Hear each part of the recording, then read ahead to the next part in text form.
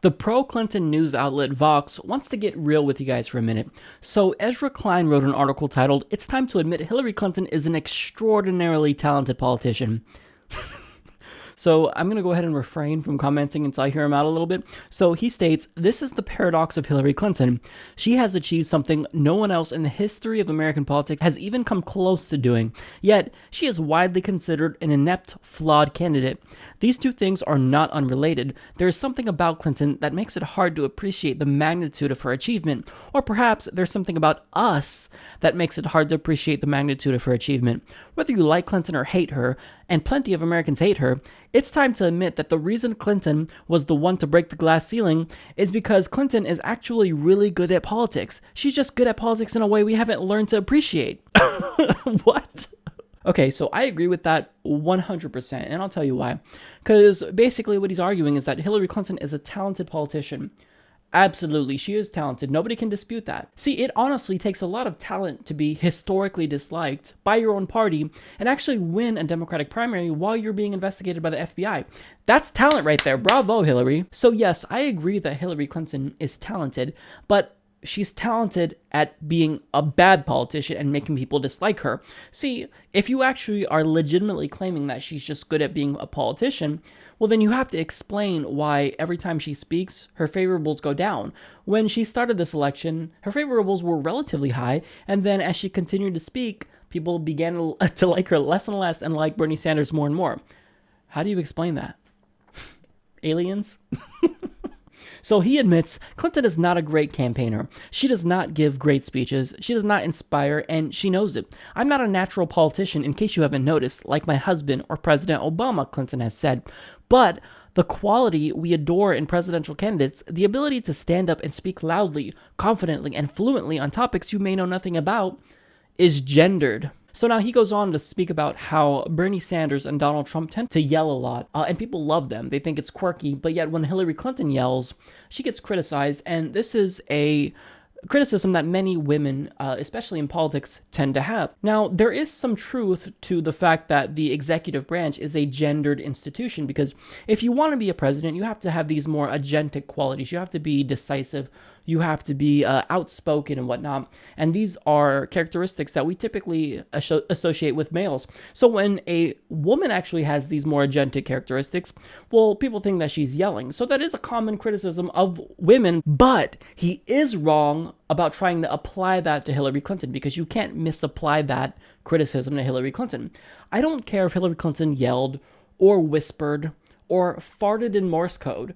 What I care about is what she says, not how she says it, and I think that that is representative of the overwhelming majority of Democratic voters. See, the problem with Hillary Clinton is not that people think she's yelling, it's that she doesn't say anything substantive. She only espouses platitudes. She doesn't actually put forth concrete policy positions that will help us. Case in point, she loves to tout her college affordability plan as the holy grail of student loan reform, when in actuality, anyone who has a substantial amount of student loans knows that she's proposing absolutely nothing different at all. Student loan repayments are already capped at 10% of our income. President Obama put that in place. We can already work and do work-study programs to pay off our tuition.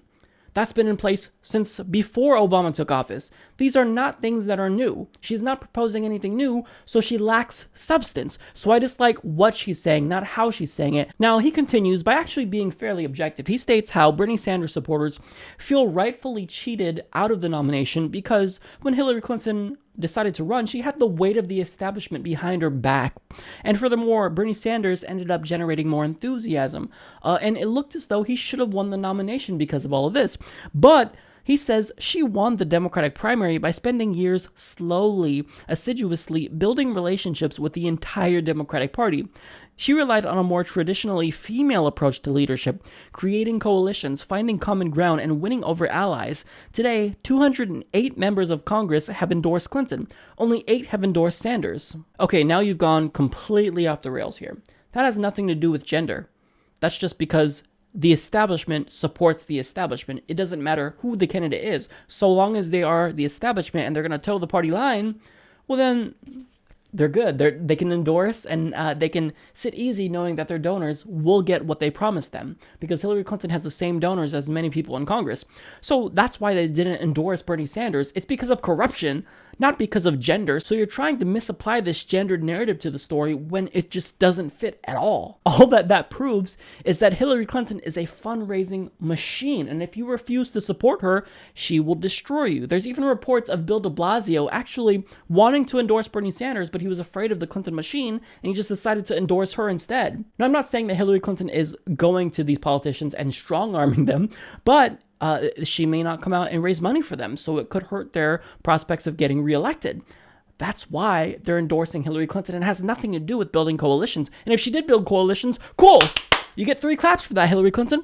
But what does that have to do with her being a woman? So finally, Klein writes, in this telling, in order to do something as hard as becoming the first female presidential nominee of a major political party, she had to do something extraordinarily difficult. She had to build a coalition supported by a web of relationships that dwarfed in both breadth and depth anything a non-incumbent had created before. It was a plan that played to her strengths as opposed to her entirely male challenger's strengths. And she did it. Hillary Clinton is a generationally talented politician, albeit across a different set of dimensions than men tend to be talented politicians. Clinton's victory is a remarkable achievement, and it shouldn't be dismissed. Hillary Clinton did nothing different. All she did was resort to the same corrupt establishment tactics that we've seen for hundreds of years. That's why we dislike her. We're fed up with the establishment. This is an anti-establishment election, if you haven't noticed. There's an anti-establishment mood in the country. That's why the Republican Party nominated Donald Trump. That's why Bernie Sanders nearly won the nomination from Hillary Clinton.